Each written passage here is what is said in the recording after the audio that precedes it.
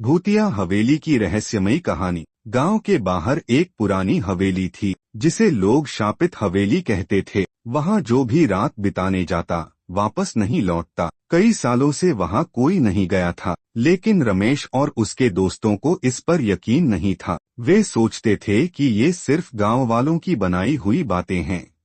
एक रात हिम्मत जुटाकर वे चार दोस्त उस हवेली में जाने का फैसला करते हैं।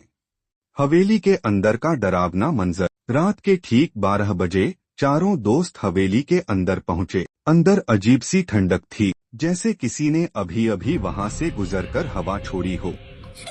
दरवाजे अपने आप बंद हो गए और अचानक कहीं से एक धीमी हंसी की आवाज आई। चारों घबरा गए, लेकिन खुद को संभालते हुए आगे बढ़े। दीवारों पर जाले थे, फर्श धूल से भरा था और कोनों में अजीब सी आकृतियां दिख रही थीं। तभी एक दरवाजा अपने आप खुला और एक लालटेन की रोशनी में उन्होंने देखा एक साया धीरे धीरे उनकी ओर बढ़ रहा था। भूत का रहस्य। डर के मारे चारों जहां थे वहीं जम गए। साया करीब आया और बोला, तुम्हें यहाँ नहीं आना चाहिए था। तभी अचानक दीपक बेहोश हो गया और बाकी तीनों डर के मारे भागने लगे। बाहर निकलने के लिए वे सीढ़ियों की ओर दौड़े, लेकिन जैसे ही वे दरवाजे तक पहुँचे दरवाजा अपने आप बंद हो गया। तभी उन्हें एहसास हुआ कि हवेली में फंस गए हैं।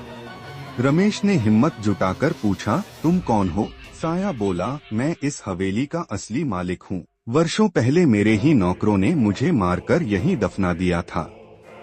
मेरी आत्मा अब भी इंसाफ चाहती है। रहस्य का अंत। अमित ने कांपती आवाज में कहा, हम आपकी मदद कर सकते हैं, बस हमें जाने दीजिए। साया कुछ देर चुप रहा और फिर बोला, अगर तुम मेरे कंकाल को हवेली से बाहर ले जाकर जलाओगे तो मेरी आत्मा मुक्त हो जाएगी। डरते डरते उन्होंने तहखाने में जाकर कंकाल निकाला और जैसे ही उन्होंने उसे जलाया हवेली में तेज हवाएं चलने लगीं और साया मुस्कुराकर गायब हो गया। अगली सुबह जब गांव वालों को इस बारे में पता चला तो वे चौंक गए। तब से हवेली में कोई अजीब घटनाएं नहीं हुई और वह फिर से एक आम इमारत बन गई। लेकिन रमेश और उसके दोस्तों के लिए वह रात हमेशा के लिए एक डरावनी याद बन गई। Thank for watching. Subscribe mister Tanwar 99 for more this topic video.